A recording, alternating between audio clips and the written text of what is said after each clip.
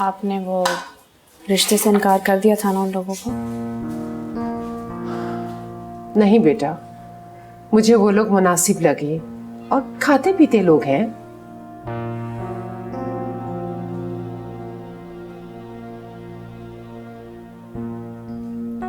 क्यों इनकार नहीं किया आपने, जब मैंने आपसे कहा था कि उन्हें मना कर दे? और घर का क्या होगा फिर?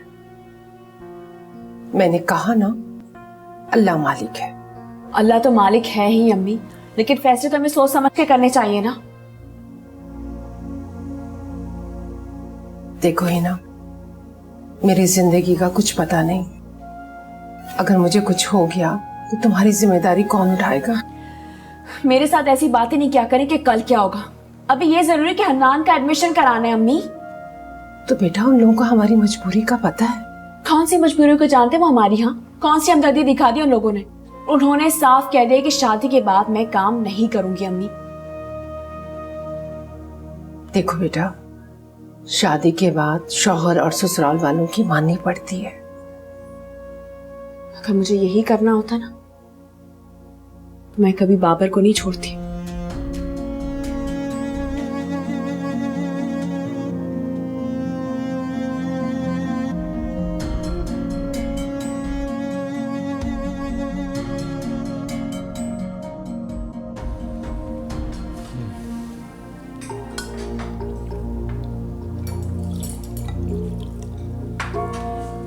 डैड, कहाँ रह गए थे आप?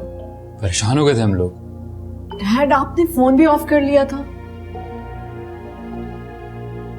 खाना खाओ तुम लोग। अच्छा चल प्लीज खाना तो खाइए हमारे साथ। नहीं, भूख नहीं है मुझे। आपकी तबीयत तो ठीक है ना? जिसकी इतनी केयरिंग औलाद हो उसकी तबीयत कैसे खराब हो सकती है?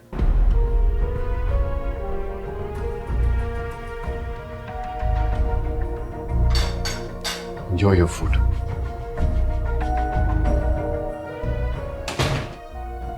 मुझे लग रहा है काफी डिप्रेस्ड है। मुझे तो लगता है कि हमें स्नोबर आंटी को जल्द से जल्द बोल देना चाहिए निकाह के लिए। क्या डैड मान जाएंगे? Why not? अब सबूर अंकल ही कुछ कर सकते हैं।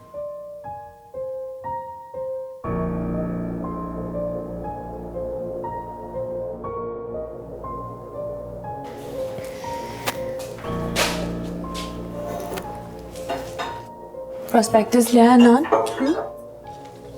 हाँ, लेकिन मुझे नहीं लग रहा किसी अच्छे कॉलेज में मेरा एडमिशन होने वाला। क्यों बेटा, ऐसे क्यों कह रहे हो? क्योंकि फीस बहुत ज्यादा है और गवर्नमेंट कॉलेजेस में सोर्स चाहिए। हमारे पास पैसे हैं ना सोर्स है। कहाँ जा रहे हो? कहाँ जाना है मैंने?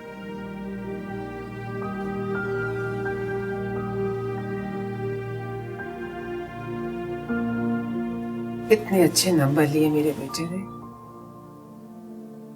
मुझे नहीं लगता कि ये इंजीनियर बन सकेगा। अगर हम चाहते हैं कि किसी अच्छे कॉलेज में पढ़े तो मुझे शायद पार्ट टाइम जॉब करनी पड़ेगी या लोन लेना पड़ेगा। हो सकता है कि दोनों ही करना पड़े।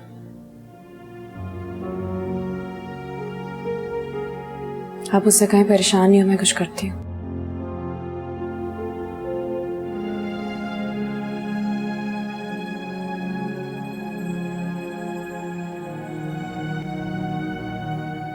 देखो आदिल मियां, अब फैसला करने का वक्त आ गया है।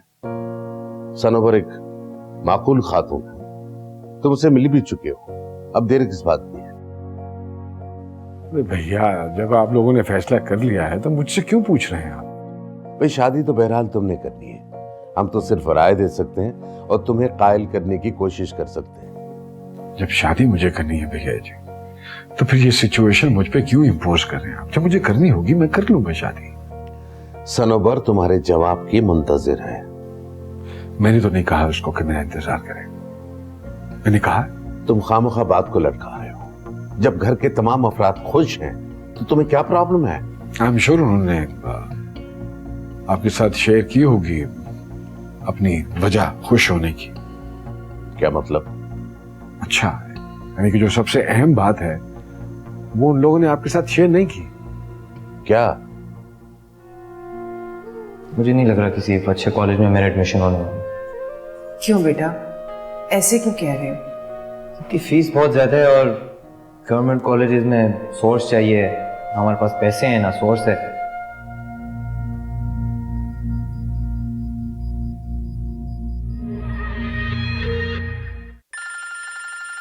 अब ये देख लीजिए, फोन आ रहा है उसका। क्योंकि मैं फोन उठाता नहीं हूं तो इसलिए अपने नंबर से नहीं कर, किसी और के नंबर से करें। तो बात कर लो, बात करने में क्या हर्ज है? आप क्यों नहीं करते बात? कीजिए भैया, ये तो पकड़ के देखिए जैसा कीजिए।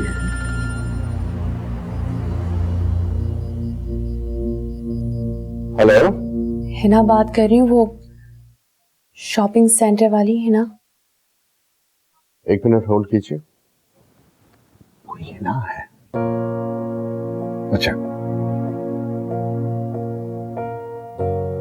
जी, फरमाइए। समझ नहीं आ रहा आपसे बात कैसे कहूँ, अच्छा नहीं लग रहा, लेकिन मेरा एक छोटा भाई है और वो पढ़ाई कर रहा है, काफी अच्छे मार्क्स आए हैं उसके, मगर मसला ये है कि उसका किसी अच्छे कॉलेज में एडमिशन नहीं हो रहा है। तो अच्छा, जहाँ जहाँ उन्होंने अप्लाई किया है ना, मुझे उसकी डिटेल भिजवा दीजिए। जी थैंक यू, मैं आपको भेज देती हूँ। कोई ऐसी बात नहीं, कोई ऐसी बात। खुदा हाफिज। अल्लाह हाफिज। कौन लड़की थी? ये तो कोई गरीब जरूरतमंद लड़की है, उसके भाई का एडमिशन का इशू है, मैंने कहा भिजवा दो, मैं देख लेता हूँ। एनीवे, मैं तुम्हें फिर से कहूंगा कि सनोबर, ये रिफ्यूज करना अच्छा नहीं। तो फिर क्या करूँ भैया? तो शादी करो और उसे घर ले आओ। अच्छा, फिर क्या होगा? फिर उसके साथ खुशी खुशी जिंदगी बसर करो। आप ये गारंटी देते हैं कि वो मेरे साथ और मैं उसके साथ खुश रहूंगा? 100% यकीन।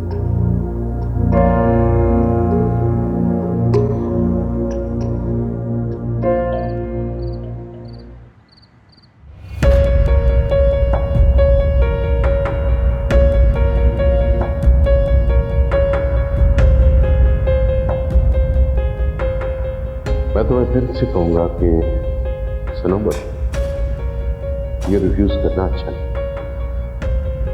तो शादी करो और उसे घर ले आओ।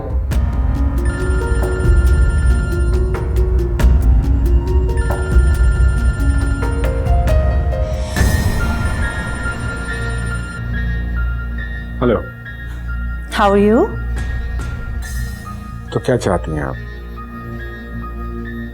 आपसे बात करने के लिए फोन किया। किस लिए? लोग, मैं थोड़ा कंफ्यूज हो रही हूँ। आपके बेटे जुहैब और मरियम मेरे घर आए थे, कुछ ऐसी अंडरस्टैंडिंग डेवलप हुई है कि आपकी और मेरी शादी की बात। देखिए, मैंने बहुत सोचा आपके बारे में और फिर मैंने यही फैसला किया है कि मैं आपसे शादी नहीं कर सकता। सो आपके लिए यही मुनासिब है कि मुझे फोन करना बंद कर दीजिए please.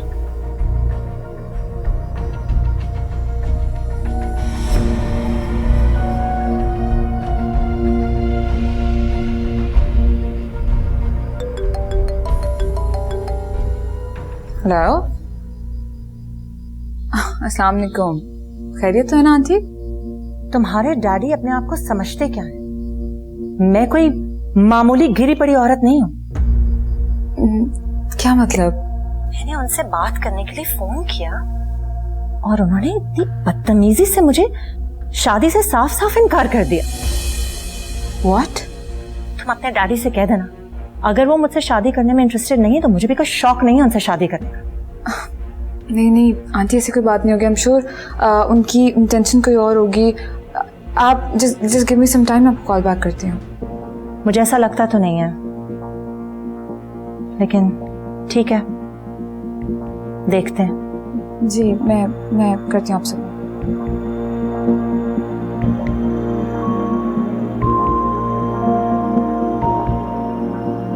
What is wrong with your father? What happened? और मैं स्नोबर आंटी से शादी के लिए मना कर दी। Just don't understand these people.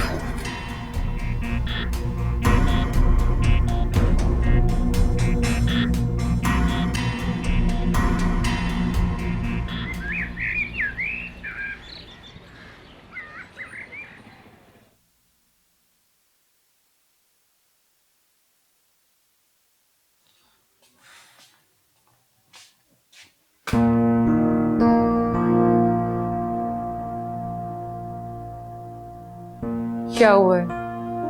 क्यों उदास क्यों हो? हमें जिस कॉलेज में एडमिशन की उम्मीद थी वहाँ भी एडमिशन नहीं हुआ। मगर क्यों बेटा? पता नहीं यार, किस्मत ही खराब है मेरी तो। ऐसे नहीं कहते बेटा, ठीक हो जाएगा सब। मम्मी मैं तंग आ गया हूँ आपकी इन झूठी तसल्लियों से। कुछ ठीक नहीं हो रहा यहाँ पे। माँओं की तसल्लियां भी तो दुआएं होती है ना बेटा।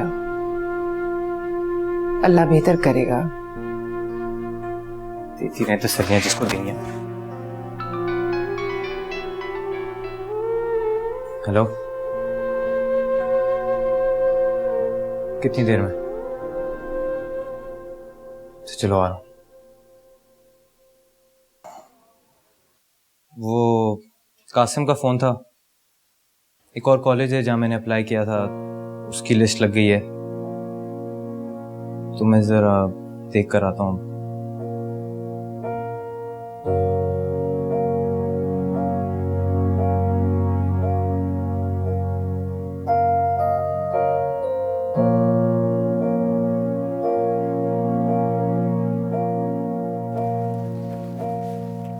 अस्सलाम वालेकुम अम्मी। वालेकुम सलाम। चलो मैं खाना लगा रही हूँ, खाना खा लो। हाँ मुझे बहुत तेज भूख लगी है। अच्छा जाओ चेंज करके आओ। पहले खाना खाऊंगी। बहुत जिद्दी हो गई हो तुम। इन कपड़ों पे निशान लग गए तो साफ भी नहीं होंगे। जाओ। अच्छा हन्नान कहाँ गया हुआ है अम्मी? पता नहीं, किसी यूनिवर्सिटी में गया था एडमिशन के लिए। कब से फोन कर रही हूँ, फोन भी नहीं उठा रहा है। अभी मेरा फोन भी काट दिया उसने। अजीब सा लड़का है। कहाँ चला गया? अम्मी आप ही, इंजीनियरिंग कॉलेज में एडमिशन हो गया। क्या? या अल्लाह तेरा शुक्र है। जी बस अभी कॉलेज से आ रहा हूँ एडमिशन करा के। मगर कैसे? वो जिन आदिल साहब का आपने बताया था उन्होंने ही सारा करवाया है और ड्यूज भी सारे क्लियर करवा दिए उन्होंने। बहुत अच्छा इंसान है वो। अल्लाह उन्हें लंबी जिंदगी दे। उन्होंने हमारी इन हालात में मदद की है। वाकई बहुत अच्छा। अब तो तुम्हारी भी सारी टेंशन खत्म हो गई होगी, है ना? बेटा उन्हें शुक्रिया का फोन कर देना मेरी तरफ से। मैं वो बहुत अच्छा है। मैंने फोन कर दिया। आदिल मियां, दौर ही ऐसा आ गया है, लेकिन मुझे अंदाजा नहीं था कि आजकल की औलाद के पास वालिदैन के लिए टाइम नहीं है। हेलो। अस्सलाम वालेकुम, मैं हिना बात कर रही हूँ। जी जी बोलिए। आपका बहुत बहुत शुक्रिया, हन्नान का एडमिशन हो गया। चलिए ये तो बड़ी अच्छी बात है। हम सब आपके बहुत शुक्रगुजार हैं। नहीं नहीं, शुक्रिया की क्या जरूरत है। आपकी तबीयत तो ठीक है ना? जी तबीयत बस ठीक है। सुनिए, एक बात करना थी आपसे।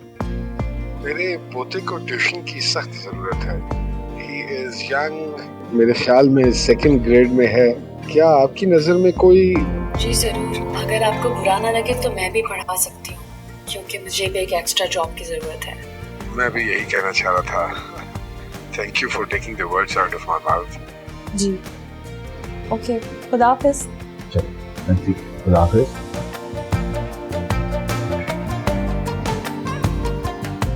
डैडी ने स्नोबर आंटी से शादी से इनकार करके हमें बहुत प्रॉब्लम में डाल दिया है।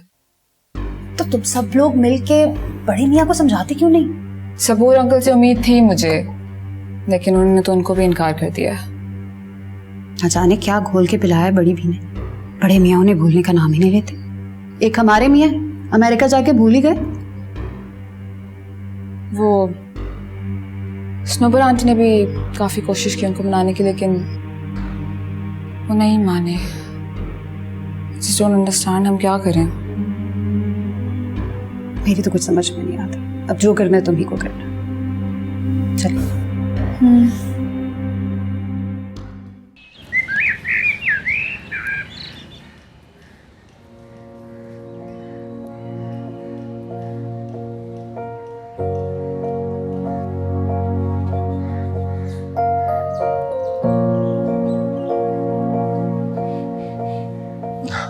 क्या बात है, आप मुझे परेशान लग रहे हैं कुछ। आपकी तबीयत ठीक है ना? हाँ, मैं बिल्कुल ठीक हूँ।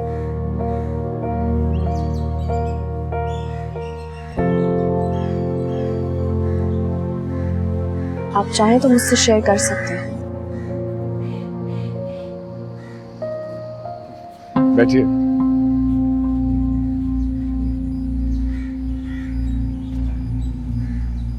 थोड़ा सा पर्सनल मैटर है और इसलिए आई थॉट के सॉरी, फिर तो मुझे आपसे नहीं पूछना चाहिए। मसला मेरे बच्चों के एटीट्यूड का। शायद वो थक गए हैं। मेरी जिम्मेदारी उठाते उठाते अब मैं उनको एक लायबिलिटी सी लगना शुरू हो गया हूँ। इसलिए वो चाह रहे हैं कि मैं शादी कर लूं। मेरे ख्याल से वो जो कह रहे हैं आपको मान लेना चाहिए। वैसे तो ये आपका पर्सनल मैटर है, लेकिन मुझे लगता है कि इसमें कोई बुराई भी नहीं है। इस तरह अकेले रह रहे हैं तो अल्लाह ताला की तरफ से तो ऐसी कोई पाबंदी नहीं है ना आप पे। नहीं, मुझे नहीं लगता है कि मेरी जिंदगी में अकेला के बाद कोई और औरत वो जगह ले पाएगी। और सच बोलूं तो मुझे किसी की जरूरत भी नहीं है। मैं जानती हूँ आपने इनके साथ एक भरपूर जिंदगी गुजारी है, लेकिन इंसान की ख्वाहिशात और जरूरियात तो कभी पूरी नहीं होती ना। मेरी तो अब कोई तमन्ना भी नहीं है। बात तमन्ना की नहीं होती। अगर आप अपनी जिंदगी में से थोड़ा सा सुकून, थोड़ी सी खुशी किसी जरूरतमंद को दे देंगे तो इसमें कुछ गलत नहीं है।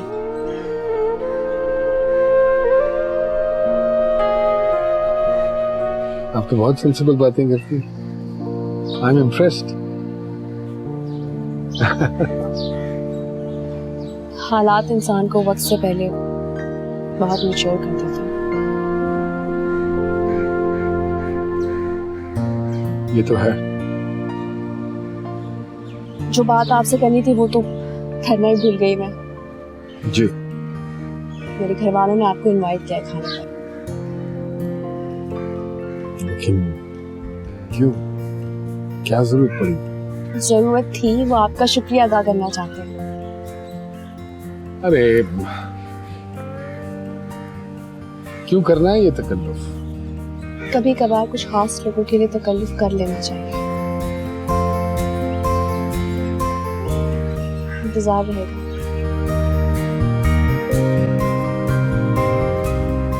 खुदा हाफिज़। खुदा हाफिज़। आप बैठे।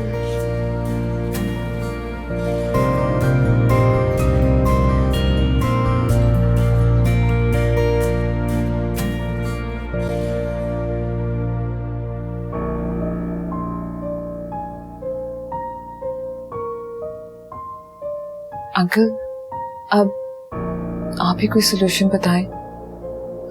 डैडी ने तो ब्लंटली स्नोबर आंटी के फेस पे मना कर दिया। और वो स्नोबर आंटी भी नाराज हो गई हैं, फोन ही नहीं उठा रही। मुझे एक बात बताओ, आदिल अगर शादी नहीं करना चाहता तो तुम लोगों से इतना फोर्स क्यों कर रहे हो? क्या मतलब?